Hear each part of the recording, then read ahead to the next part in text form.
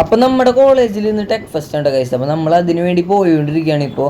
അപ്പോൾ നമ്മൾ ഇന്നും ട്രെയിനിലാണ് പോകല് കോളേജിലേക്ക്. അപ്പോൾ ഇന്ന് ഇവൻ വിളിച്ചിട്ട് പറഞ്ഞു നമുക്ക് ബൈക്കിൽ പോയാലോ. അങ്ങനെ നമ്മൾ ഇതേ ബൈക്കൊക്കെ എടുത്ത് സെറ്റായി നമ്മൾ പോയിക്കൊണ്ടിരിക്കുകയാണ് കേട്ടോ. അപ്പോൾ നമ്മൾ തൃശ്ശൂരൊക്കെ കഴിഞ്ഞ് കുറച്ച് പോയപ്പോൾ ചെക്കൻ്റെ ഫ്രണ്ട് വന്ന് കാറായിട്ട്. അപ്പോൾ നമ്മൾ നമ്മുടെ വണ്ടി സൈഡാക്കി ഇപ്പോൾ നമ്മൾ കാറിലാണ്ട ഗൈസ് പോയിക്കൊണ്ടിരിക്കുന്നത്. അപ്പോൾ നമ്മൾ കോളേജ് എത്തിയിട്ട് ഗൈസ്. അപ്പോൾ നമുക്ക് ഉള്ളിൽ കയറിയിട്ട് നോക്കാം എന്താ അവസ്ഥ എന്ന്. കാരണം കുറേ കോളേജിൽ നിന്ന് പിള്ളേർ വന്നിട്ടുണ്ട് നമ്മുടെ പരിപാടി കാണാനായിട്ട്. അപ്പോൾ എൻ്റെ ID കാർഡ് ഈ ചെക്കൻ്റെ ഉണ്ട് ഗൈസ്, നമ്മുടെ കൂട്ടുകാരനാണ്. അപ്പോൾ എൻ്റെ കയ്യിലായിരുന്നു എൻ്റെ ID കാർഡ്. അപ്പോൾ നമ്മുടെ ID കാർഡിൻ്റെ ബാക്കിൽ ഒരു QR കോഡ് ഉണ്ട്. അത് സ്കാൻ ചെയ്തിട്ട് വേണം നമുക്ക് ഉള്ളിലോട്ട് കയറാൻ വേണ്ടിയിട്ടാണ്.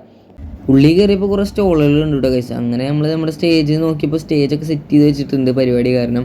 അങ്ങനെ നമ്മൾ നമ്മുടെ പ്രൊജക്റ്റുള്ള റൂമിലേക്ക് പോയി. അപ്പോൾ നമ്മുടെ പ്രൊജക്റ്റ് മാത്രമല്ല നമ്മുടെ സീനിയേഴ്സിൻ്റെ പ്രൊജക്റ്റും ഒരുപാടുണ്ട് കേട്ടോ ഗൈസ്. അപ്പോൾ ഇത് പോരാണ്ട് നമ്മൾ വേറെ ഉണ്ടാക്കി വെച്ച ഒരു സാധനമാണ് ന്യൂക്ലിയർ പവർ പ്ലാന്റ് കേട്ടോ ഗൈസ്.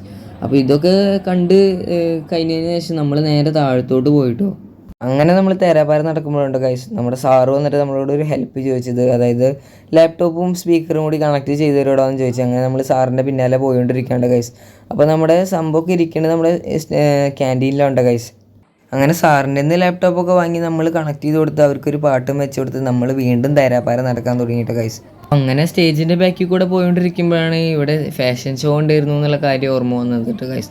അപ്പോൾ നമ്മൾ നേരെ ഫാഷൻ ഷോ കാണാനുള്ള പോക്കാണിപ്പോൾ. അങ്ങനെ നമ്മുടെ ഫാഷൻ ഷോ 1-2 ഷോയൊക്കെ കണ്ടുകൊണ്ടിരിക്കുമ്പോഴാണ് ഗൈസ് നമുക്ക് കോൾ വരുന്നത്. പ്രസൻറ്റേഷന് ടൈമായി വേഗം വായു എന്ന് പറഞ്ഞിട്ട്. അപ്പോൾ പിന്നെ ഒന്നും നോക്കിയില്ല, നേരെ നമ്മുടെ ഹോളിലൊക്കെ തന്നെ വന്ന്. അപ്പോൾ നമുക്ക് ഇന്നെന്ന് പറഞ്ഞാൽ പ്രസൻറ്റേഷൻ മാത്രമേ ഉള്ളൂ, വേറെ ഒരു പരിപാടിയും ഗൈസ് ഇന്നില്ല കേട്ടോ. ബാക്കി പരിപാടി നാളെയും മറ്റന്നാളൊക്കെ ആയിട്ടാണ് പരിപാടികൾ വരുന്നത്. അപ്പോൾ നമ്മൾ പ്രസൻറ്റേഷൻ കഴിഞ്ഞിട്ട് പിന്നെ ഒന്നും നോക്കിയില്ല, നേരെ വീട്ടിലേക്ക് ട്രെയിനും കയറി പോകാൻ കേട്ടോ ഗൈസ്.